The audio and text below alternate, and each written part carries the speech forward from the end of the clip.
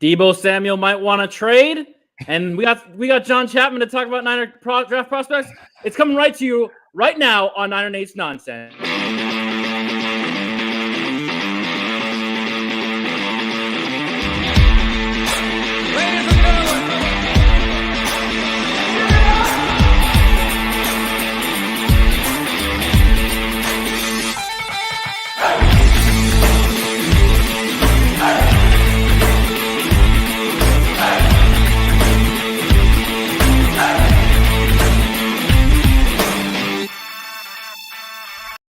Hello and welcome to Niner Nate's Nonsense. We are back once again. It's Tuesday, and for some reason, this team literally just does not let us have one day where we can just enjoy, the Warriors in the playoffs, the Giants playing the Mets in New York. Nope. The Niners have to take the news headlines. So here we are. With me this week is John Chapman of the 49ers Rush podcast. How are you doing, man?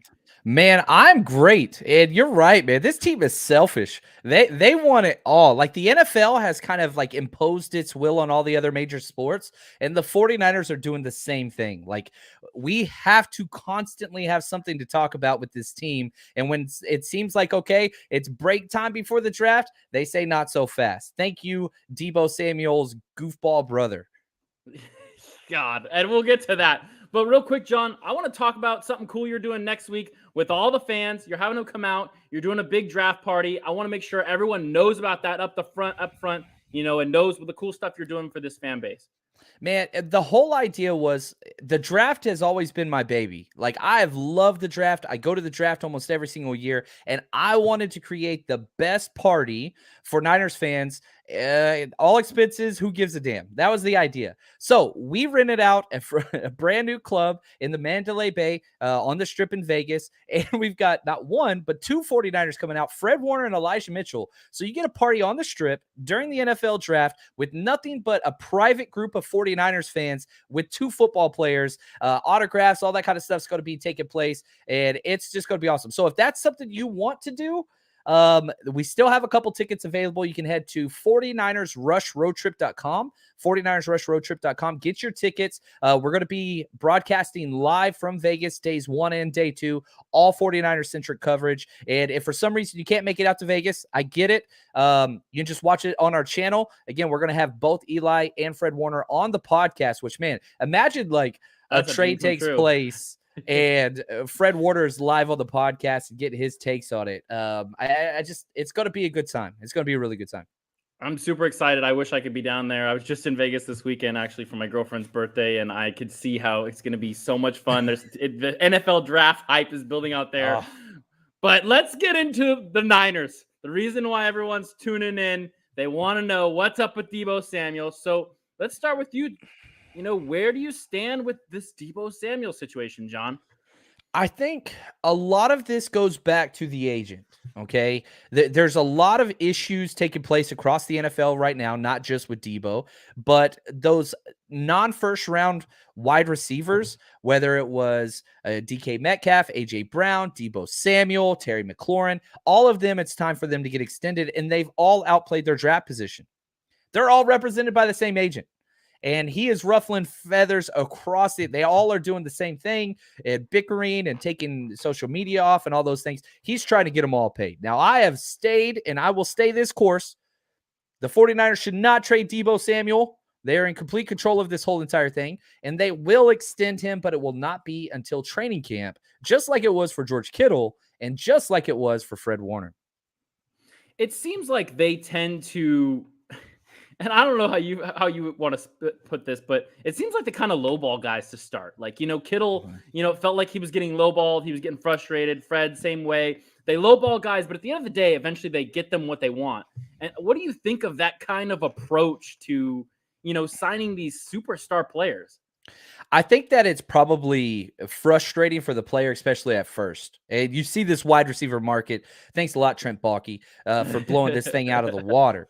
But the idea is this. The 49ers have 1,000% control of this entire contract negotiation because Deebo's still on his rookie deal. He cannot hold out. That's a thing in the past, especially on rookie deals. He can't. He has no option but to play for the 49ers this year. And so the 49ers hold all of the power right now. Now, could Debo throw such a huge fit that he could work his way out of good favor with the 49ers and try to get something else? That is a possibility. But I don't think that's in the best interest of Debo or the 49ers. So I get it. It's a rough bargain. The 49ers always try to go after team kind of first contracts. But if you look at Fred Warner and you look at Trent Williams or George Kittle, they all got top tier money for their position. So it's just going to take a minute. They'll get there. We got plenty of time. No football is being played for several months. He's going to get paid. Well, we got 49ers girl. She's saying that Debo's brother's trolling. And, if he's trolling and just messing with Niner fans, good on him, because Niner fans are gullible, man. Like, we'll freak out about everything. But, what you're saying specifically, he doesn't have any leverage. He still has a year left on the contract with the 49ers. And I get you want to make the big money. Like, that's the most important thing, is making the big money to support your family and, basically have that career where you don't have to worry about anything for the next 5 years. But what does he really gain from doing all this, deleting Instagram and all this stuff, except kind of, it seems like, from my perspective, as someone who just kind of sits on Twitter at his job all day, that, fans are kind of turning on him. Yeah, that happens, unfortunately, and it shouldn't happen. Debo has done so much for this franchise. He was the offense. He was the most valuable player for our team last year, and it's not even close.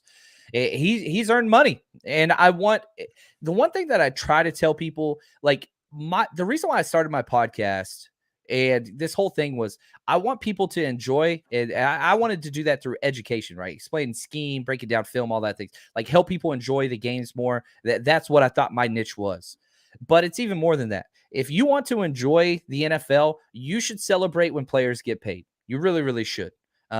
You'll be a much happier person. And I understand the whole, I work this hard all the time and I make this money. I'm a teacher. I taught for 15 years. I get it. He's going to get paid 1,500 John Chapman teacher contracts worth. I get that. But don't make it about you. Make it about them. It's all a business at the end of the day. And I mean, you could just look at how people are discarded and just tossed into the trash heap in the NFL. So whenever somebody's done what Debo has done, he deserves to get paid. How much? That's a whole nother thing, and it'll work itself out. He's leveraging, and he's using the fan base to do so. Well, why not? He got us into the playoffs to the NFC Championship. Without him, we don't get there. I'll take that all day over a player that's just going to sign a team-friendly deal, but we don't get to the NFC Championship. I mean, you're absolutely right. Like, that's the thing about last year is Debo Samuel came in and really just took this football team all the way to the NFC Championship game and just couldn't will past, what was a really good Rams team. But at the same time, I agree with you. He probably deserves the money. My question is when you think about the way Parag tends to lowball these guys, how much lowballing are we talking about for him to be this angry, to go tell Schefter this or have his brother go, on Instagram posts and say stuff? Yeah, and I think that's what the 49ers do, and players do walk. They did trade DeForest Buckner, right? Who they talked to their agent. He said, we wanted it in the 20s. They said, we're not going to be able to do that. Find your own trade and let them get paid elsewhere. Do you do that with Debo? I don't think you do. I think one of the things that people miss all the time, one of the reasons why DeForest Buckner was traded, I love DeForest Buckner, by far one of my favorite 49ers ever. My favorite player in the NFL that's not on the 49ers currently, is he was subject in the run game. He was not that stout. And both Kyle Shanahan and John Lynch said one of the things we wanted to do after that 2019 Super Bowl run was we want to get better against the run. What happened the very next year? They got stout against the run with defensive tackles, and Fred Warner had an all-pro year. So, like, now you look at Debo, you ain't got to worry about any of those issues. Whether you want him as a strict receiver or you want to do that wide back stuff, he fits perfectly with what it is the 49ers want to do offensively. So with DeForest Buckner, he was great penetrating tackle in the pass rush, but he was subject in the run game. And so with Debo, you don't have that. And Debo is a captain. Debo leads the team out of the locker room. All this stuff will be forgotten once he signs in training camp, and we'll all move on. And it's just like one of those things we don't talk about anymore. And, here's the one factor that I've kind of noticed is we've seen a lot of Trey Lance and Brandon Ayuk working out this offseason. They're constantly together, constantly working out. We've all seen the videos.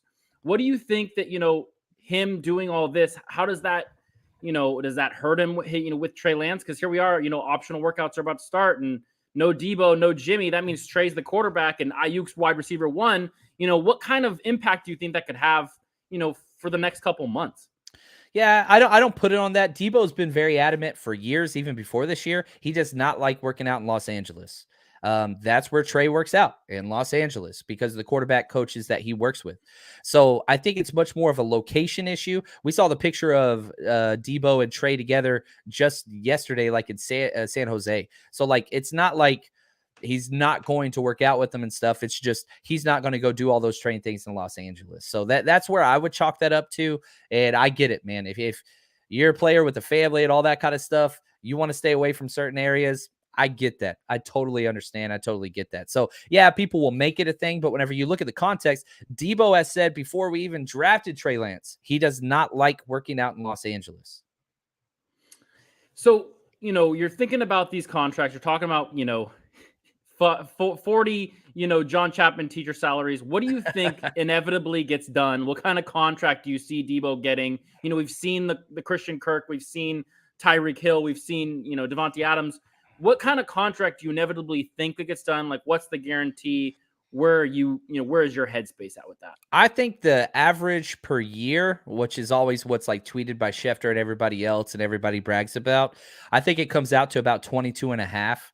That's what will look like. But I think once it's all said and done, there's going to be a lot of incentives on it and all those things. Probably comes out to around, 20 to 19 per year, and what that will look like. But again, you can finesse so much. And this is another thing that people don't understand.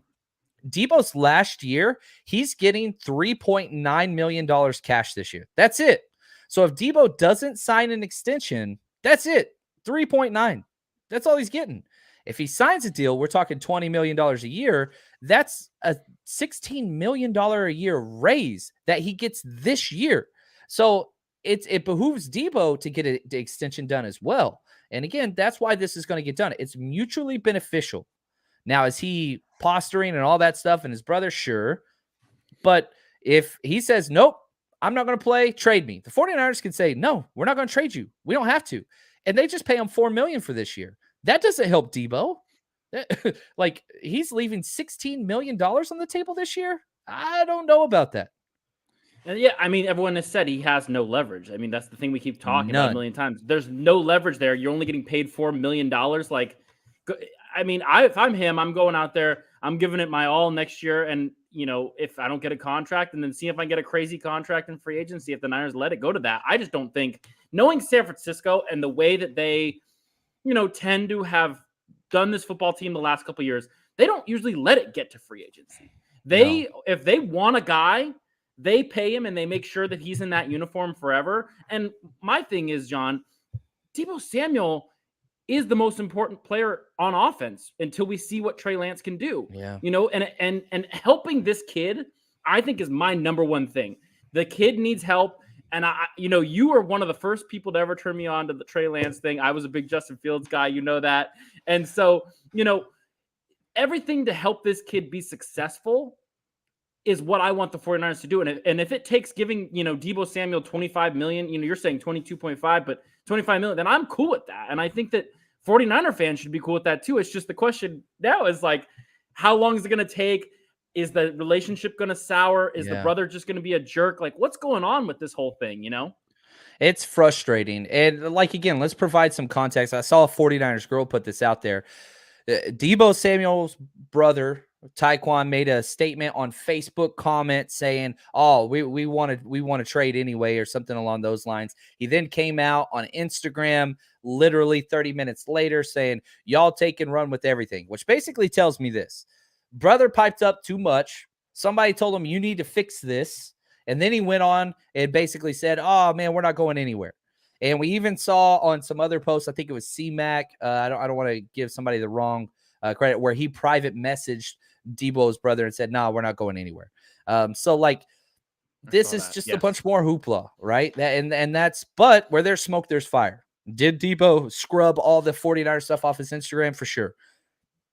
That needs to be talked about.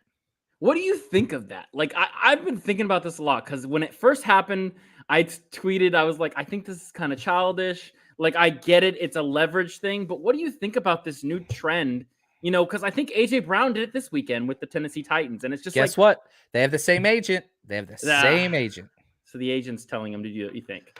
I hate it, man. And as a coach, you always knew the issues took place further away from the ball. So especially on the offensive side. But usually your corners and your wide receivers, those were the ones that were usually giving you a hard time. That were the me guys. And I hate that it's like that. And is Debo's, I don't know, likeness taking a hit? Sadly, it will for some. But again, back to what I said earlier, rejoice and celebrate when people get paid. That is a good thing. It's just right now we're in the middle of this. We don't know how it's going to end. You know what I mean? And so right now you just got to chill and look at what the 49ers have done with Kittle. Look what they've done with Warner. Training camp is when they want to get deals done. Now, the one thing I will say with Warner and Kittle, they both showed up to offseason workouts during their contract things. They did. Debo, right. He is not. That's again. So if you want more smoke, it's there. It's just, I don't think it's fire.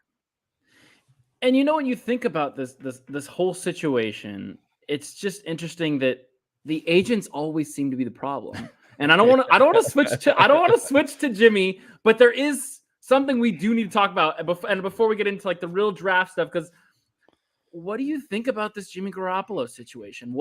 I haven't talked to you since the end of the season, right after that Rams game. And so, while we have you on here, I just want to know, what do you think of this whole Jimmy Garoppolo situation? And the fact that this man's probably not throwing the football again until June or July, and he's just doing Subway commercials every day on your TV. And hanging out at Hooters.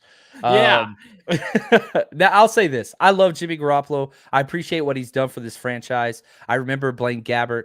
I remember Hoyer and all that stuff. And I'm very thankful for what Jimmy has done as a teammate, the wins, all those things. Whether you want to say, well, those aren't Jimmy's response, that wasn't because of Jimmy or not, I don't care. He has been awesome up until, and I've gotten a lot of flack, and people get upset at me about this, and that's okay. It's my opinion. We're allowed to disagree, and that's okay. I wish that's one thing people would continue to work on. Discourse is good. This is my personal thing, my own belief.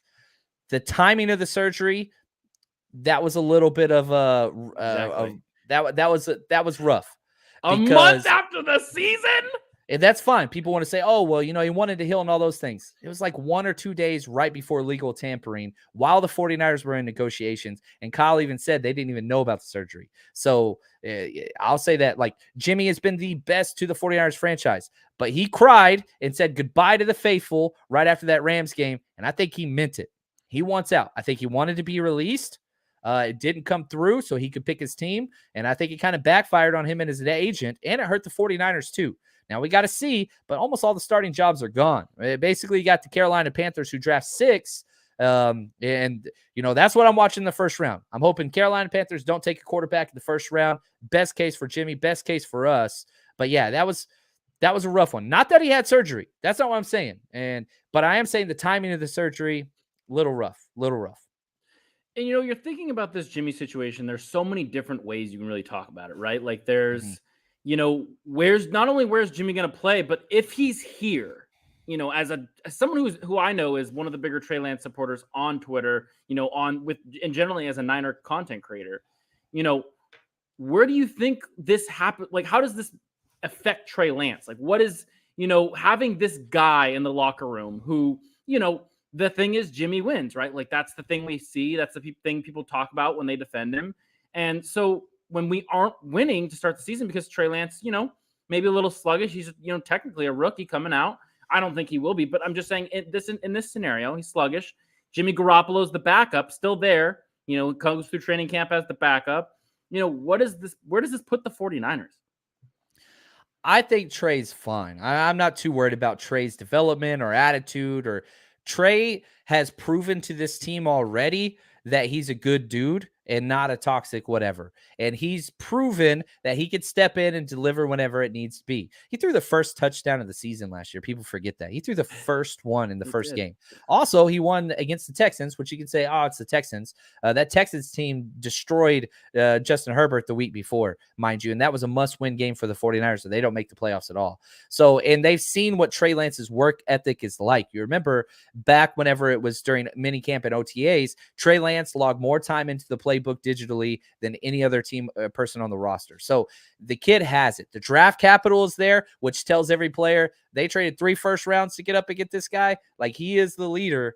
I know he's young, but it doesn't matter to me whether Jimmy's there or not. I'm going to be really honest with you. It's not like they're going to be arguing. Like, what did Trey Lance say about Jimmy Garoppolo? Oh, he's like one of my best friends for life, right? Like, I am not buying the toxic thing. I've been in as a player and as a coach involved in locker rooms with quarterback controversies. It's not that big of a deal. Some people might speak out of turn, but these are professionals. I ain't even worried about it at all. See, that's the way to be. See, I wish you were more like Niners was more like you. You know, we're not sitting here arguing every day. yes. It's not a bad. Jimmy's not going to be a bad locker room guy. I just don't think that's what it's going to be. Even if he is there, I don't think it's going to affect Lance.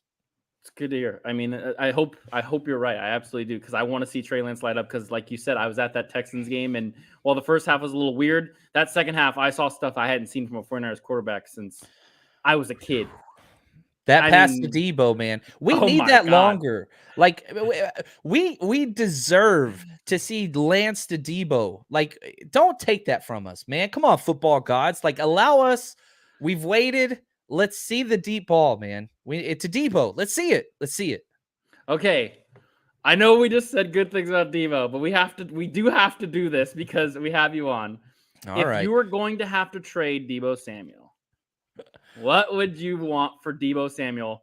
And then obviously we'll get into who you would replace him with in the draft. We have tons of time to talk draft, but if we were going to move Debo, what would you want for him? Okay, so the Jets were in on the Tyreek trade, right? To the Chiefs. Eventually, Tyreek went to Miami, but it's been put out publicly what they offered. The Jets offered the Chiefs number 35, number 38, and number 69 in the draft this year. So 2 high second rounders and a third.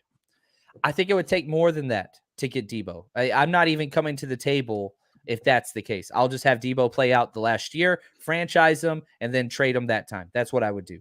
If I was being a GM and Debo's throwing a hissy fit, which I'm not saying he is, but that's how pissed off dad John Chapman would handle it. Fine, play out your rookie deal. Enjoy your $4 million.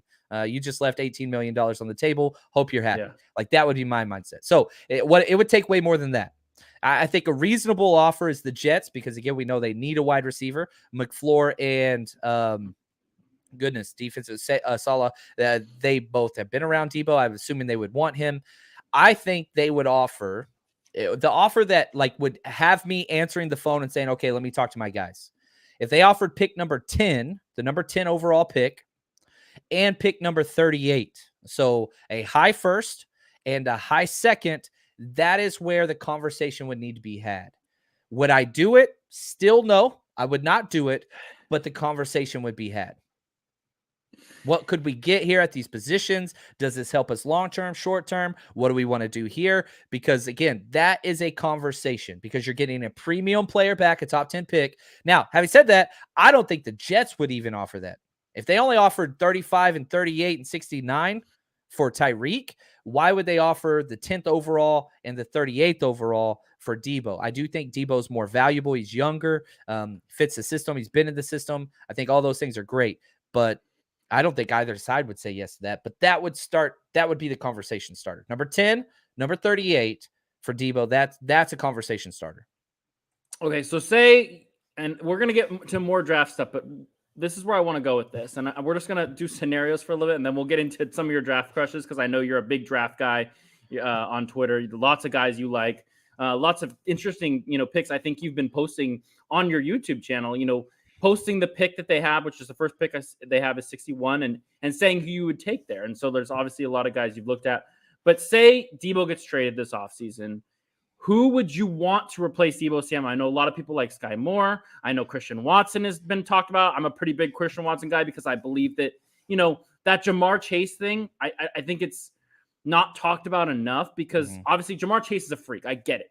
Like there's not a lot of dudes like Jamar Chase. But when a quarterback has that kind of, I played with this guy since I was a young kid. Granted, Trey only played with him for a year and, he had a redshirt year at North Dakota State, but still I think that kind of rapport would be cool.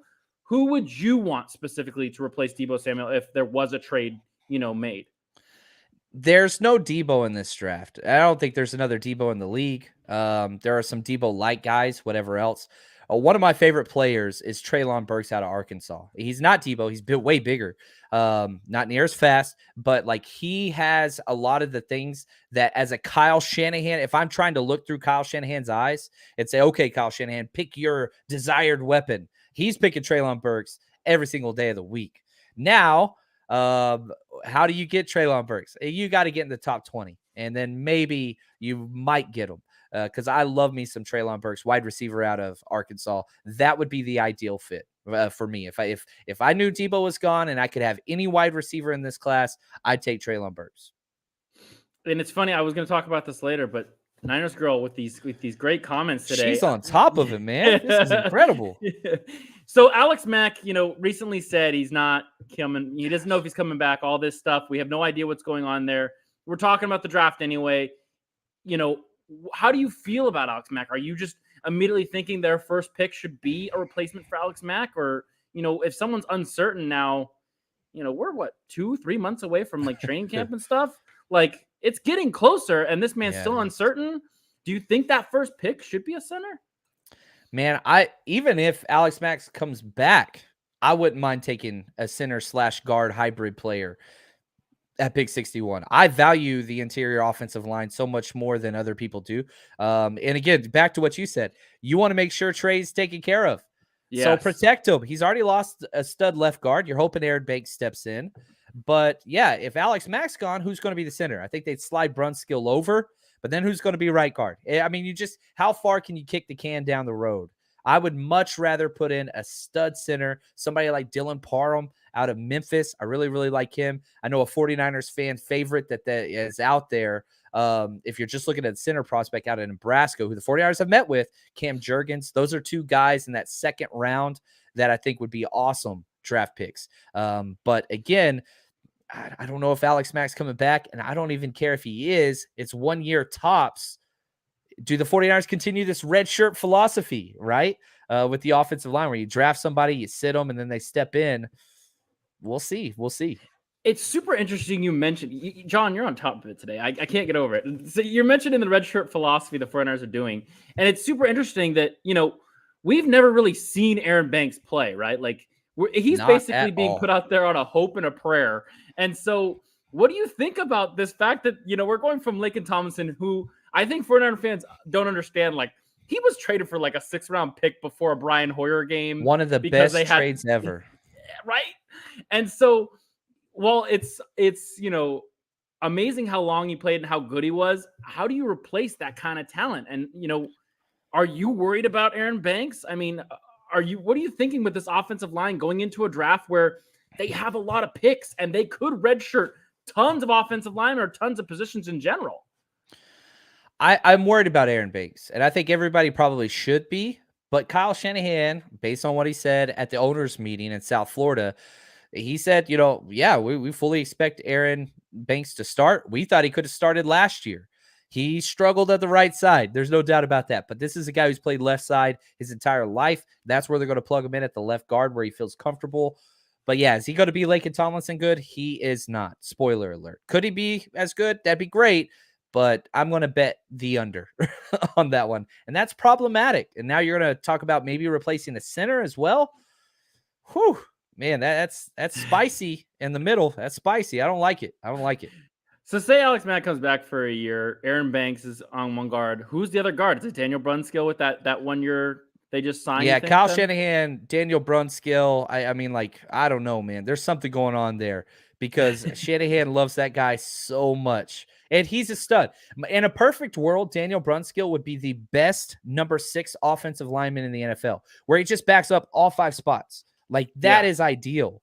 But is there anybody that could beat him out at that right guard spot? I don't think it's on the roster right now. In fact, I just if Aaron Banks couldn't do it, and now Aaron Banks is almost guaranteed a left guard spot. Yeah, I mean, I'd like to get somebody else, but Colton McKivitz is there. Jalen Moore would be an ideal world, right? He played guard in college, right? Jalen Moore. Well, he played left tackle Uh-huh. up in Michigan, not at the University of Michigan. He was at one of the directional schools. I think it was Western Michigan or Central Michigan. Man, I don't remember which one it is off the top of my head. One of the directional schools. Yeah, one of the directional schools. And so he played left tackle almost exclusively. But when they drafted him, both John Lynch and Kyle Shanahan said, long-term, we see him at guard. Well, he played the one left tackle game for Trent Williams early, but then he got beat out by Colton McKivitz, who got the late Trent Williams start on the left side. So where they're going to put him, oh, goodness. Yeah, one of my biggest critique, probably my biggest critique of this 49ers front office and coaching staff is they put players in bad positions and play them out of position. And I hate that. And they started doing that at the start with Tarvarius Moore. Remember his first 2 years were at corner. They did it with Solomon Thomas where they're playing him at the edge and then the inside and all of like, I hate that. I hate how they do that. Again, I love this coaching staff. I love this team. I love this front office, but that doesn't mean they're without criticism from my perspective. Absolutely. So, we've got about a half hour left. We brought you on here to talk draft. Let's be honest here. We brought you on here to talk draft. So, Niners are sitting with 9 picks. I just want to hear, some of your expert. I'm not a big draft guy as you are. Jamal Armstrong, who's been my co-host a couple times now on this show, he's a big draft guy. But honestly, I don't know a lot of guys on Twitter who are more in tune with the draft than you. So it's a problem. It's not a good thing. Obviously, we don't know if they're going to pick 61. They might trade up. They might trade down. Who are some of just your dream guys and then why? And, are you going best player available? Or are you going for filling spots? I mean, there is a safety hole on this team now. Yeah, I'll say this. I'll put a question out there on Twitter. I like polls because I want to see where the fan base is. So I'll say, hey, the 49ers on the clock at 93. This player and this player are there. Who would you take? Because I'm trying to get to see where they think. The first 5 comments, every single time, they're not even words. People just put BPA enter. And I'm just like, oh, my God. What the hell does this do? Like, who's this help? You're not helping the conversation. And BPA stands for best player available. And in a perfect world, that's great. Guess what? The 49ers don't draft best player available in days 1 or day 2. They have not since Kyle Shanahan has showed up. They draft needs specifically. You remember whenever we went to the Super Bowl, what happened? We traded to Forrest Buckner. Who was our first pick? Javon Kinlaw. We lost Emmanuel Sanders. Who was our next pick? Brandon Ayuk. Like, we went after every single position that was a hole. We addressed it. That's what they did with their first, several picks. They've done that every year. And I think they're going to continue doing that. Now, what they do in free agency is they try to plug all those holes so that they can go as close to best player available, where there's a want pick, not a need pick, but almost all the time, that's what they do. So having said that, they're not drafting a quarterback in the second round, right? I don't care if Malik Willis falls to pick 61 and he's your BPA. The 49ers aren't drafting him. Look what happened to the Packers when they did that crap, right?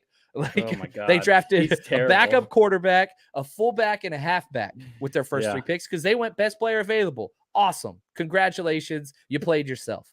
49ers aren't doing that. So what should they do, and where are some guys that they should target? You brought up safety. I love this safety class. I have 6 third-round safeties graded. And that's where I want them to go. Everybody wants to talk about Jaquan Brisker, who's incredible. I love that dude. I don't think he's going to be there at 61 out of Penn State. He's fun. Daxton Hill out of Michigan, I love too. Don't think he's going to be there at 61. Lewis Sine out of Georgia, don't think he's going to be there at 61. So, like, those are my second-round safeties. Whenever I get into the third round, there's a bunch of guys I like. Brian Cook, crazy speed. Cincinnati. You look at Nick Cross out of Maryland, insane speed, who the 49ers have met with.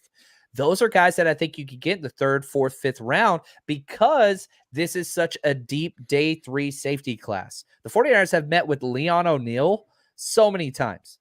I've got a 6th-round grade on him because he's got some missed tackles and whatever, but he's also got instincts out the wazoo and is a great special teamer. So The safety position's fun. I love it in this draft, and I think it's one of those things you can wait on because, man, there's just so many high-end speed guys that are 4.4 speed or better that we're not used to seeing day 3 in the draft at the safety position. You can wait. You can wait a while at the safety position. That's one of the reasons why. Like I teach economics, right? Supply and demand and scarcity. The safety position is not scarce in the draft. You can wait. Yeah, if you can get a stud, if Brisker falls or Dax Hill falls, great. Yeah, 61, I would do that in a heartbeat. But I'm not reaching on a safety in this class. So, you're not reaching on a safety. It seems like some 49er fans seem to be against wide receiver at 61. I mean, I'm not. I Not want to Kyle be. Shanahan. My thing is, and you can tell me what you think of this. This is my theory. I want to be the most nasty offense that any team has to come into Levi's and play this offense like the Peyton Manning Broncos that broke all those records where you just cannot hold this team to less than 30 points. It's impossible because my thing is, well, I believe the defense is really good and I love Nick Bosa and I really, really, really want to love Javon Kinlaw. I want him to be great. Defense doesn't stay the same from year to year. It changes. It's constantly, fluctuating whether they're good or not. And I think that this team will always have a decent defense, but I want to have just the nastiest offense possible. So when I'm thinking about 61, I'm going offense all the way, but I'd love to know what you think. I'm not against it, again, because my premise right now is if Trey Lance is successful, the last 2 years of drafting is a success. I don't care if your defensive players hit. If Trey Lance is not a success, last year's entire draft was a failure. So I believe in the goldfish theory, right? You surround him with all this talent and he can grow into the talent that is around him. He's 21 years old. Even after this draft, Trey Lance is going to be the second youngest quarterback in the NFL. That's how young he is. So allow this kid who's 21 years old to have talent around him. I love wide receiver. Kyle's drafted so many freaking wide receivers, and we have our starters, right? With Ayuk, Debo, God willing, and Juwan Jennings. But man, after that, I'm not really sold on the guys they brought in. It's a bunch of role players, special teamers with upside, but no. This draft is built for wide receivers in the second and third round, and the 49ers have 3 picks in that range. You're going to be able to get a stud wide receiver at some point there, for sure. So we're talking about, maybe not trading up. So staying where they are. I think that Christian Watson's probably off the table if they're staying where they are. He probably goes to Kansas City or, God forbid, the Green Bay freaking Packers and Aaron Rodgers. I do not want to see that guy with Aaron Rodgers, but, that may be how it goes. And you're thinking about, 61 wide receiver. Who are you going with? I know you really love Sky Moore. I had him specifically as a picture on this podcast picture, but who are some of the other guys that you also like? Yeah, it's so just to kind of put it context to Christian Watson and Sky Moore. On my 200 player big board, okay, so I graded out 200 players, wrote out 200 player profiles, all the things. Sky Moore is 33rd and Christian Watson's 34th. So that's where, like, when people are like, oh, well, if they fall to 61, it's possible. But that's how highly I have those players rated on my big board. That's why I don't think they'll be there. Now, if we look into the wide receivers that have a realistic option and partner with who I love, Alec Pierce out of Cincinnati. I absolutely love Alex Pierce out of Cincinnati. Whenever you look at his game, he's huge. He's fast. He runs nasty routes. He literally does everything that you want from that wide receiver position. And I just think that he has an opportunity to be a stud. And my player comp for him is Christian Watson light. Like, he has all of those metrics, but he doesn't have the flash and he doesn't have the Trey relationship. So, like, that's probably the one that I would go. Again, if you're looking for these big, strong George Pickens out of Georgia is a fun one. I think you could probably wait even later into day 3 for him just because of all the injuries that he's had. But, like, you look at George Pickens, his athletic comp, like, I do 2 comps for every player comparable. I do an athletic comp and a play style comp. And so George Pickens, his athletic comp is CeeDee Lamb. His play style comp, it's what Corey Davis should have been. So again, another big 6'3", 195, 4'4" wide receiver. that can kind of do everything, but he's got an injury history. So that's going to put some people off. I totally understand that. And I don't mind. Like, there's a reason why he's going to go day 3. He should have been a first round pick. And we know how the 49ers like to get injured players, although they haven't done it as much since they did not last year. Bulky left. And so, but maybe they could. I think that they're really good. You mentioned, the whole best player available thing. I think they're really good about that in, rounds 5 through 7. I think that's why they've seen so much success there as well. So, my other big need, I think, for this team, or, if we're talking about, guys that they should be going after at 61, I love edge rusher. I love having just the nastiest pass rush possible. Obviously offense is really fun, but when you have Nick Bosa, anything's possible any given year. Even if I do believe that defense changes from year to year, anything's possible, right? And so talking about edge rushers at 61, if that was where they were going, where would you go with edge rusher? Who are some of your guys that you really like? Everything that I want to do is recreate that 8-game stretch where we saw Bosa and D Ford together. Yes. That just helps me sleep at night. And actually, it doesn't, because I get so excited that I can't sleep. That's what I want. Restless nights. Come on, man. Give me that speed plus Bosa off the edge. Now, Arnold Ebiketie out of Penn State. Again, I get the pairing. I get how everybody wants it to happen. I want it to happen too. He's the 26th player on my board, and he's going in the first round. So wave bye-bye to that one. It's not happening. I love it. It's not going to happen. If you want to get a little bit more realistic, Boye Mafe is kind of that same type of player out of Minnesota. Ran a 4.53 40, explosive first step, raw, amazing athlete. But again, you're talking about him. He's 30th on my big board. Does he have a chance to fall? Maybe to 61.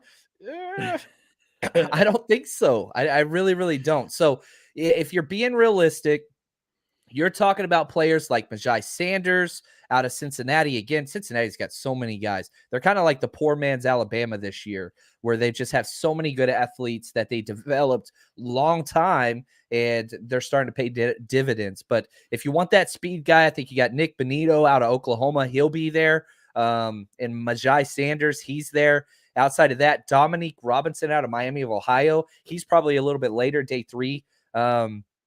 Probably 4th round. That's where he'll be, just because of he flashes, but it's not there completely. So there are guys that fit that mold that you can get in this draft. Wide receiver and edge is pretty deep. But man, if you want Ebiketie or if you want Boye Mafe, you're going to have to move around. You're going to have to move up. And I'm not sure they'll do that for edge, especially if they just signed Kamiko Toure, which I think will not change the 49ers draft plans, but might make them a little bit more hesitant into jumping up. I don't think they're going to move up for an edge, but if they did, I wouldn't be upset if they got one of those guys. I mean, they've done a great job of, while Arden Key left and they went out and got Kerry Hyder, who, obviously I've watched a lot of Seahawks football because I worked in Seattle for 4 years. And it was funny that I knew how bad their pass rush was going into last season. And I was like, Kerry Hyder's not going to do anything with the Seahawks, and he does nothing with the Seahawks. He'll probably come back to San Francisco and get like 5 sacks, and it'll be hilarious to go laugh at Seattle about. But, those are still smaller guys. They need a guy. I totally agree with you. A guy to really develop and become D4, because, it looks like in July they're probably just going to cut him or because they're just going to keep him on. Like, there's just no point there.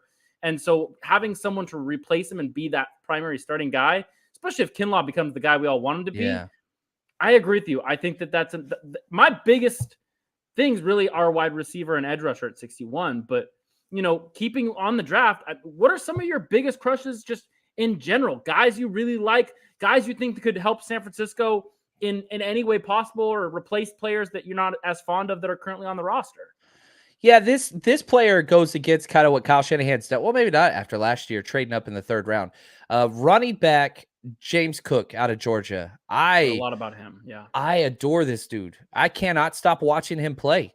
Dalvin Cook's little brother, but he doesn't play like Dalvin. He looks like Dalvin. They look very similar. Their body build's similar, but they're completely different play styles. James Cook reminds me of early Alvin Kamara, and I think he'll go in that same range where he will be one of the best, if not the best, pass catching running back year 1.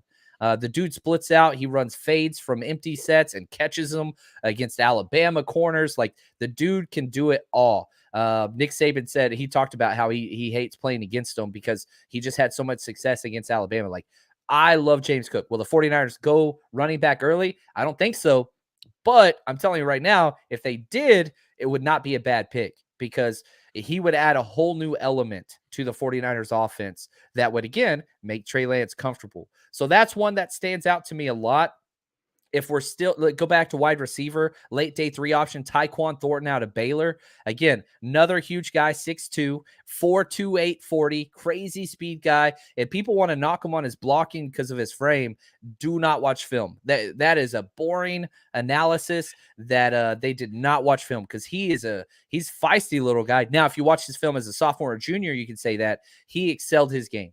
I'm a Big 12 guy. I hate Baylor, but I like his game. I like what he's brought to. I'm a Longhorn. That's right. Hook 'em. So is my dad. Terrible. That's funny. Oh, see, there we go. Good people, man. Good people. Tight end. I don't think we'll go tight end, but Jelani Woods out of Virginia. That guy is fun. Imagine pairing him with Kittle. Holy cow. That'd be a lot of fun. Very shifty, fun tight end that can do a lot in the passing game. Now, if we're looking at offensive tackle, which part of me says we should maybe think about Tyler Smith out of Tulsa. He is a project high ceiling player that you could sit for 1 year, going back to Project Redshirt with the 49ers. Let McGlinchey play out the 5th year of his deal, and Tyler Smith has an incredible ceiling. Let him sit and develop. I think that could be a pretty good play there. But again, do you want to spin that pick and sit him? I don't know. I don't know if that's the answer, but I really like that kid. Tyler Smith out of Tulsa is fun one to watch. Perfect fit for a zone scheme. It's interesting. We haven't talked about McGlinchey, and I guess I should talk about it before we got to the draft stuff. But, McGlinchey, that picture came out of him. He didn't really look like he was in football shape. And then maybe 2 days later, that video came out of him running on the field. What are your thoughts on McGlinchey? We're going into the draft with 9 picks. They could go find his, replacement. His replacement might even still be on the roster with Jalen Moore or, what are your thoughts on the tackle situation that's not Trent Williams? One, that picture that was recirculated was from 2 years ago, which I thought was funny. Oh my God. See, I hate Niners Twitter. It's the worst. Yeah, this is the worst sometimes. Yeah, he's weighing 310. He's working out. My issue isn't his weight. It's the injury itself. That was a quad tear. Like, it's a bad injury. It did happen early. But that's my big concern. I like that he's out running and stuff. We'll have to see how that develops. The 49ers want him to be the long-term answer. I'm kind of middle ground on McGlinchey. I think that he is an excellent, above average, almost elite run blocking tackle. But man, we all know those 2 to 3 plays a game where he just, it makes a highlight reel for the defense. So I like McGlinchey. It's a contract year. He's got to play into his contract. And if he does, we'll see what happens. But man, are they going to be able to pay Debo and Bosa and McGlinchey? That's a lot of money to put out there. Not saying they can't do it. Just saying it's going to be difficult. So you got to have a backup option. And right now, Justin School, Colton McKivitz, those are your backup tackles. Tom Compton, which is sad to say, we can't rely on good old faithful Tom Compton anymore. Oh my gosh, can't believe I just said that. That hurts. He wasn't it's wild. He wasn't awful last year, and I still don't understand how. I've watched the film, and I still do not understand how he wasn't awful. He was not. And I'll say this, and again, this is kind of, I think, a bad thing for the McGlinchey fanboys and whatnot. The fact that a replacement level back end of his career, 30-plus-year-old guard stepped in at tackle and played basically on par with what McGlinchey was doing. I think that's a critique, not a positive. I don't know. That's the way I see it. I like McGlinchey, but at the same time, I totally get what you're saying with getting cheaper. And I think that it's cool that they have as many picks as they do in this draft, because I think there's a lot of opportunity to redshirt and fill spots and get cheaper so that you can eventually, because let's be honest here, John, we've got about 10 minutes left or so. If Trey Lance is the guy, I don't think it matters. I don't think any of it matters, because when you have an elite quarterback, anything's possible. Yep. And I will say the Bengals go to the Super Bowl, for Christ's sake. Yeah. Like, who thought that was going to happen? Sorry, go ahead. I didn't mean to No, interrupt. they had no O-line. Now, one offensive line deep guy, I have a 6th-round grade on. Florida offensive tackle Gene DeLance. Again, another huge project player. 49ers have had an official visit with him, pre-draft visit. So that's another player if you're going to wait. Again, sticking with that kind of round 5, round 6 gems that they found. Gene DeLance out of Florida, offensive tackle. I think he fits exactly what we want to do. He will need to sit. He will have to sit. Converted basically tight end, almost wide receiver into a tackle, but he's got that athleticism and size. He's a fun watch too. And I feel like we've talked almost about every position, but there's a couple more I had a question for you about. Corner, it looks like it's probably going to be Emmanuel Mosley and the newly signed Trevarius Ward. But then when you look at nickel, it's Lenore. And I like Lenore. I think he's fine, but we didn't really see a whole lot from him. He got burned in that Eagle game, and then we never saw him again. What do you think about the nickel situation on this team? And what is there any solutions in the draft they could find in the later rounds or even, at 61? There are. And I see the nickel corner as one of the most valuable. Like, I treat it as a starter spot. They play 72% of the snaps. Nickels play more than Nick Bosa. Nickels play more than Eric Armstead. Nickels play more than, so many different positions. And so, like, I hate that it doesn't get the value that it needs. Look how many slot fades we got burned by throughout the season, right? Like, get somebody that can stop that. My favorite nickel, maybe in the past 3 drafts combined, is Kyler Gordon out of Washington. I freaking love that dude. I have a 1st-round grade on him, and he's a slot corner just because I think he's that big of a difference maker. I love that dude. I love that dude. He might be my favorite player in this draft, but I don't think the 49ers have a shot at getting him. But if you bounce down, Jalen Petrie out of Baylor, or Marcus Jones out of Houston, or Cam Taylor-Britt out of Nebraska. I think he's probably the most logical landing spot because he'll be there in the 3rd round. But those are all guys in that 2nd to 3rd round that you could target. And again, if you're just looking at upgrading your starter 22 or 24, if you're including fullback and, number 3 wide receiver and slot corner, whatever else, that's a position that you can make instant improvement on. Again, look at our wide receivers that we play against in our division that play slot. Cooper Kupp, he roasted us 3 games in a row. He roasted everybody. You got Tyler Lockett. We've struggled with him. We've got now Rondale Moore in Arizona. They're like, you have to win your division first. And Hopkins too. You can't forget about that. Yeah, Hopkins plays some in the slot. And so, like... Oh, you're talking about the slot. I'm sorry, my bad. But no, he moves in there too. And so, like, you need somebody to combat that. Win your division first. And... yeah, I loved K'Wan Williams. He's awesome. I'm glad he got paid. But, man, his play has been dissipating back-to-back years. I agree. Yes.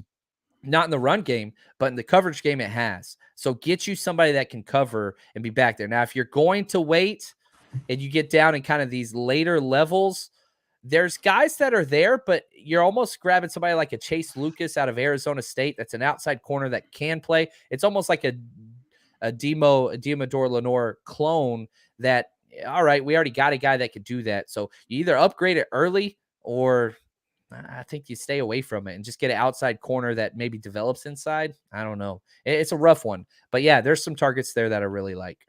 I mean, how do you feel about Lenore? We're with this conversation. What do you think? He was awesome during training camp. He was awesome during the preseason. And then as soon as the season happened, it got bad. And then it was gone. Now, some people will say, I see you, Cody. He says, they don't need a nickel. I put it up there for you. And so, okay, if that's the case, let's just say hypothetically, you're going to kick Mosley into nickel and you're going to bring in our corner that we got in the 3rd round last year and put him outside. Ambry Thomas, opposite Ward. That's great. Then you have one injury. Guess what? Now you don't have an outside corner. Now you're back to number 27 out there. I don't want to give him snaps at outside corner. And so if that's the case, if we don't need a nickel corner, we need outside corner depth. You need a corner. I'm tired of these Dre Kirkpatrick, Josh Norman. I don't want that on the outside. And again, Devontae Johnson in the slot, I'm okay with, but not against Cooper Kupp, obviously. I mean, I'm tired of these old players that shouldn't be playing in the NFL getting starter level snaps with the 49ers because we have 1 or 2 injuries. You're going to have an injured corner at some point this year. So get some depth so that you don't have to basically bleed your defense dry and just watch all those pass interference and lose games just because 2 injuries in the secondary. I don't want to see that. Hey, John, you can't talk smack on Dante Johnson. He's basically a gold jacketer on this team at this point. He's the awful. longest tenured Niner, isn't he? Him and Yeah, he's he played is. the most games. Yeah. I think he might be one of the longest on the team, but yeah. Cody actually he's coming back at you. He said, get a safety to the top of the second. You move Travarius Ward inside, put Jimmy in the slot, and put Thomas outside. They're very versatile in the nickel packages. Yeah, that's a lot of movement. I think some movement would be good, and I'm not opposed to putting Jimmy in the slot. I would be fine with that. But I think Ward's going to stay outside no matter what. Yeah, he could play inside, and he even said whenever the first press conference, I'll play wherever they put me. I would say Ambry Thomas is stuck outside. He's not an inside corner. And I would say Emmanuel Mosley, when his first year with the 49ers, he did play inside. So that's somebody who has done it. Outside's more valuable. So that I would keep Ward and Thomas outside. I'd move Emmanuel Mosley inside. That would be if I was coaching. But even then, depth is a key. So you still need somebody. Even if you believe in Demo, that's only 4. That's not enough. You need at least 5 quality corners you can trust. We don't have that right now. I'm tired of just it being DEFCON, 5 every single time someone gets hurt on this team. Remember how you felt when Verrett went down both times? Remember that? Awful. It was awful. And so, before we go, John, I just want to ask you, is there any other guys that the 49ers fans should have on their radars? You're the draft guy. You know more about the draft. You're helping Niner fans out be a little bit more educated about the draft. Is there any other guys that they should be thinking about? Yeah, let's go with let's get fun here. Let's go real deep. Don't do I'm punter, looking around please. right now. Just don't do punter. I ain't doing no hell no. I'm not doing a punter. I don't even believe in that. We talked about Baylor way too much. I don't even like that. Let's go. Yeah, let's stick with North Dakota State. Okay. Trey Lance. Why not? Cordell Volston, who I don't think even gets drafted. I have him as like a priority free agent, interior offensive line, guard. I think that's a fun prospect that I really, really like. Spencer Burford, UTSA, the Fighting Roadrunners. He's another guy that is kind of a guard / tackle hybrid. Again, these are 6th, 7th round prospects that I think are great 49ers fits that I would love to be able to see. And so this is such a fun draft. Channing Tindall out of Georgia. He's fun if you go to the linebacker position. I think the 49ers will get a linebacker. He's somebody that's been through it a lot, but he's somebody that you're going to get in the 6th. Who's got some injury issues and things like that. But again, 6th round draft pick with high upside that could sit for a year. And who knows what's going to happen with Greenlaw and Aziz. Doubt you can bring them both back. Some of those types of guys that you can find. This is a fun, deep draft. It really, really is. It's not top heavy, but man, there are so many 2nd and 3rd, 4th round picks where the meat of this draft is. 49ers are going to be able to land some stud players. I'm really, really excited about it. You got me way more excited just from having you on because, you think about the draft like last year and how much we were so focused on 3, kind of forget about what happened afterwards. I think this year, we're focused on building the best team to beat the Rams. That's my number one focus as a 49ers fan. Finding a way to beat the Rams so that we can go play the Broncos in the Super Bowl. That's my biggest thing. I want to beat Russell Wilson in the Super Bowl more than anything on this world. As you know, I lived in Seattle for 4 years. I want to go and play the Denver Broncos in the Super Bowl more than anything. And the fact that we have a chance to make that man sad on national television makes me happy. I love that, man. The 49ers and Broncos have played in the past in the Super Bowl. How'd that go? I was born 8 months after that, just so you know. Ooh, I was 8 Super months. Bowl Whoa, baby. okay, all right. What is it, 9 months? What is it? Is it 8 months? Whatever it is, however long you're supposed to be pregnant after you. I was a Super there Bowl you baby. go. That is awesome, man. You had no choice but to host this show, man. I love it. Yeah, that's why I'm here today. But John, it's been an absolute pleasure. If you want to let people know all about that draft party one more time, tell them how to sign up, get those tickets, and hang out with you and Fred Warner and Elijah Mitchell. Yeah, partying in Vegas, Mandalay Bay, a private club, 49ers players hanging out. It's going to be incredible. 49ersrushroadtrip.com. Go get your tickets. 49ersrushroadtrip.com. We're going to be there days 1 and day 2. And let me just, I would be remiss if I left this without saying this. You have the best logo that has ever been created in all of 49ers Twitter, podcasting, shows, whatever. My childhood, it's like the best of the best. That in cubed, man. I just want to say salute. I had the idea and I ran with it. I had it put it in my head. I sent it over to him and he perfected it. And here we are. I honestly love it. It's my favorite thing about this channel, I think, but I appreciate love it, man. Real quick too, how can they follow you on YouTube? How can they check out your Twitter, all that fun stuff? Yeah, just type in John Chapman or 49ers Rush Podcast. We'll pull up on there. We're putting out about 5 to 6 videos a day right now. And, if you're a film guy or want to be a film guy, that's going to be the place. Every single player that the 49ers draft, I'm going to be going through the coaching tape, seeing what they can do and can't do and all those things. And if you want to pick up on some of the 49ers draft targets film work, that's probably where the place you can find it. Absolutely. Make sure you subscribe to him. Make sure you check out his stuff. This man was on Trey Lance before any of us. Like, you guys, people forget that. Like, I was all about Justin Fields this, Justin Fields that. And meanwhile, you're like, Trey Lance. I'm like, John, he's just being John. And here what happened. I was drinking one night before Christmas, and I was just watching some quarterback tape, and I was like, dude, this guy, Kyle Shannon's going to love him. And I tweeted something out. I don't even remember tweeting it, but then people started retweeting it back at me. I was like, "Ooh, I was drinking a lot that night." All right, here we go. All right, I'll take credit. Drunk Chapman, thank you for that. I appreciate it. I just love that. It's just find it hilarious because here we are. We were all on Justin Fields training. Here's John Chapman, the one dude on Trey Lance, and here we are. He's the quarterback of the San Francisco 49ers. So I always love talking to you. Appreciate you. We got one on. right. We got one right. You can check me out at 90849 on Twitter. Make sure you subscribe to the YouTube channel. We're still giving away a Trey Lance jersey once we hit 1,000. And one more thing. The hype train never stops, baby.